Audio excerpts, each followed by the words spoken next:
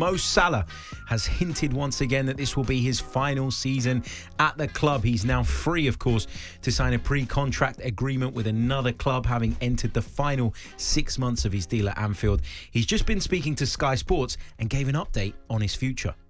If you see my interviews last 7-8 years, I always say Champions League. But this is the first time I would say, like, I really want to win the Premier League with Liverpool. Okay, so why is the Premier League gone above the Champions League now then?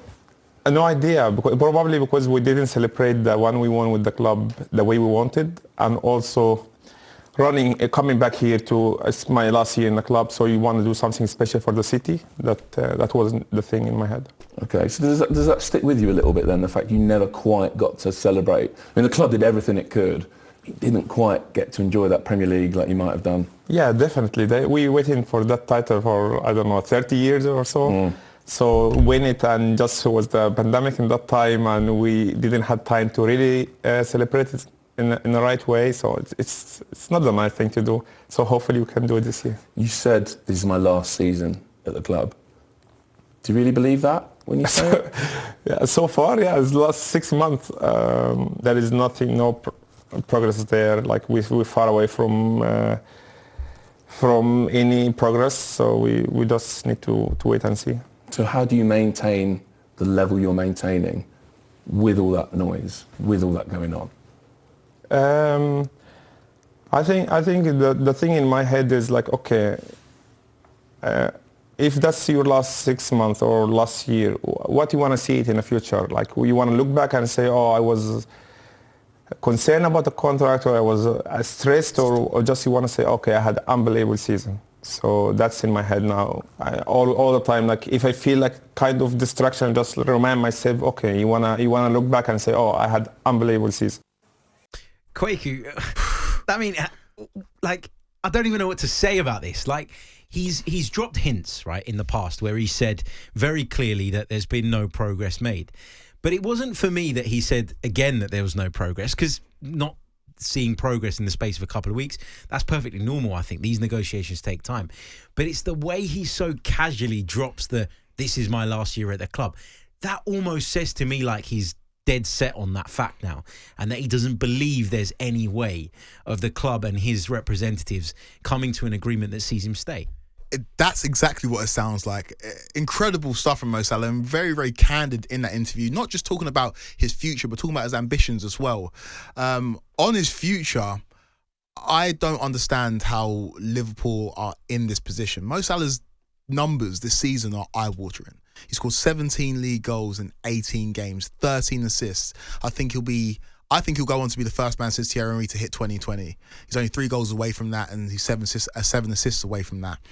He is having the season of his life right now, and finds himself in a position where it sounds like he wants to stay at the club, but they can't come to an agreement financially.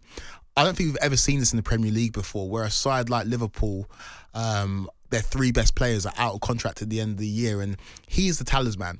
There's a clear distinction between Liverpool pre-Mo Salah and post-Mo Salah. We could talk about all the other pieces. Van Dijk is amazing. Trent's incredible. Alisson's incredible.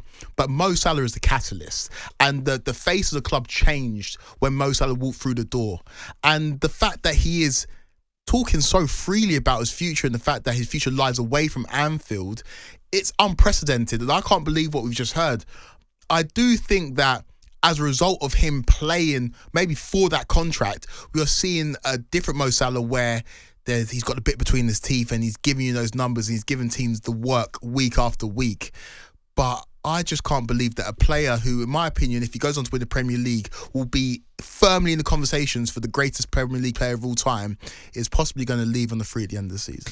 It's almost like, as well, and correct me if you think I'm wrong on this, it feels to me like he's taking every opportunity to make it clear that this is on the club, to embarrass the club, because he clearly believes, and he won't say that necessarily publicly, but just reading between the lines, it feels like he thinks that they've handled this really poorly, that they've disrespected him in the fact that they've not got close even to what he's looking for in terms of the contract terms.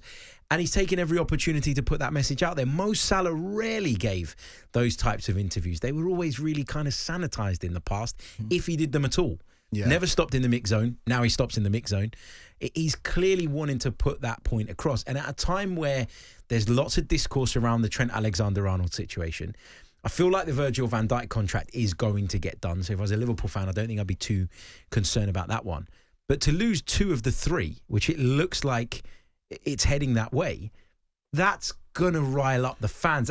That could be a massive distraction in the title races to come.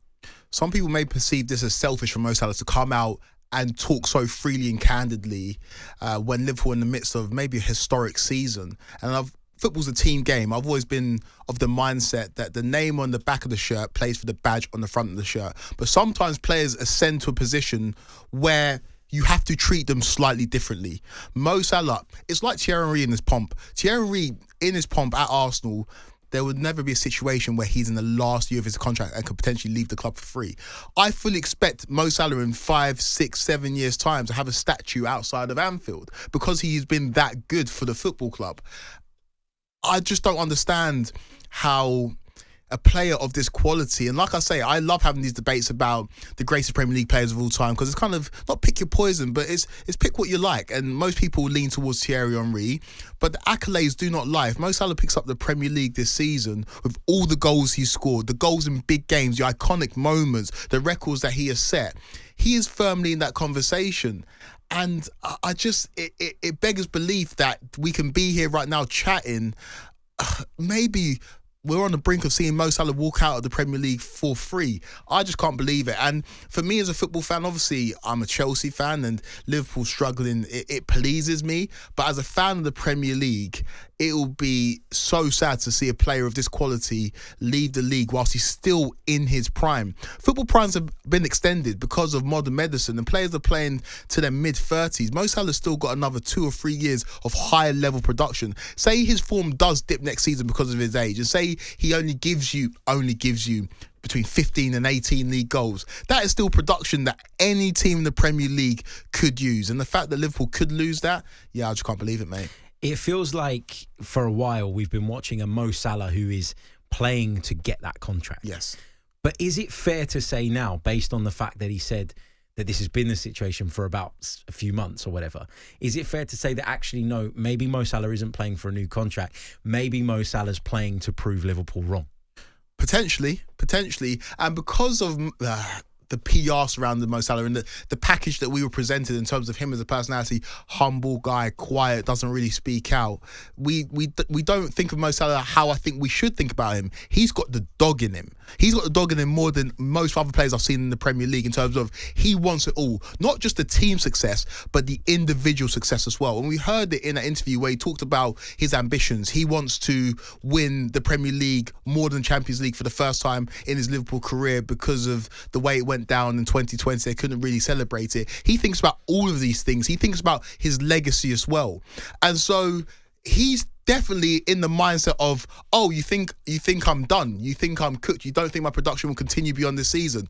Well, watch this. And he's given us one of the greatest Premier League seasons individually we have ever seen. He is crashing it on every single team week in, week out. I fully expect this weekend for him to give us at least a brace against Manchester United. I saw him play against Chelsea where we narrowly lost against them at Anfield. It wasn't his best game. Still gave you a goal and an assist. The production level is absolutely insane. And for Liverpool, we talk about things that could potentially derail their title running, and this might please you as an Arsenal fan, but that interview definitely will cause ruffles within the Liverpool fan base. And with the Trent situation now becoming so prominent, let's see how this unfolds, because you can only block out the noise for so long. Arne Slot is going to be asked about this week in, week out now, especially as we're in the January transfer window and all the noise is amplified. And I'm looking forward to seeing how he manages to steer his team towards winning the Premier League title. Yeah, I was going to ask you about the implications that this may or may not have on the title race.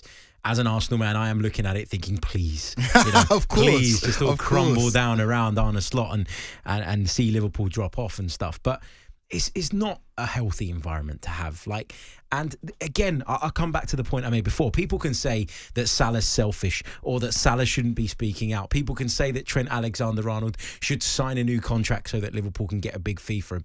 Ultimately, this is mismanagement from a football club that for a long, long time have been lauded as one of the best run football clubs.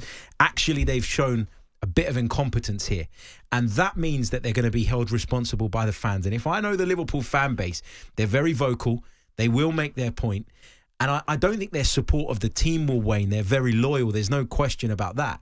But it does create a bit of anger and a bit of frustration within the atmosphere that even sometimes subconsciously can spill onto the pitch and can be felt by the players and can have an impact. So it's going to be really interesting to see. If they go and win the Premier League despite all of this, they'd get even more credit from me, because to manage this situation, to be in this storm and still be performing, it makes what Arne Slot's doing look even better. Think about the variables involved. You lost a legendary manager in Jurgen Klopp. You bring in Arne Slot, his first year in the Premier League. Your 3 best players in the last year of their contract, and you still go on to win the Premier League. We've not seen it before. And I think the mismanagement that you spoke about in terms of from the Liverpool hierarchy is the fact that these 3 players that we're talking about walk into the starting 11 of the greatest team in the world, Real Madrid. Van Dijk walks in there at centre-back. Trent walks in there at right-back. He's probably going to walk there in the summer. And Mo Salah starts on the right-hand side for them. They have got 3 of the best players in the world in the last year of the contracts with their futures uncertain. And I just don't know how we've got here. I'm really excited to see how this plays out, though, because this is one of the most incredible storylines of the season. It is indeed. We've got some more transfer stuff to get into. You are listening to The Social on talkSPORT 2. On AM, on DAB, via the talkSPORT app and on your smart speaker. talkSPORT.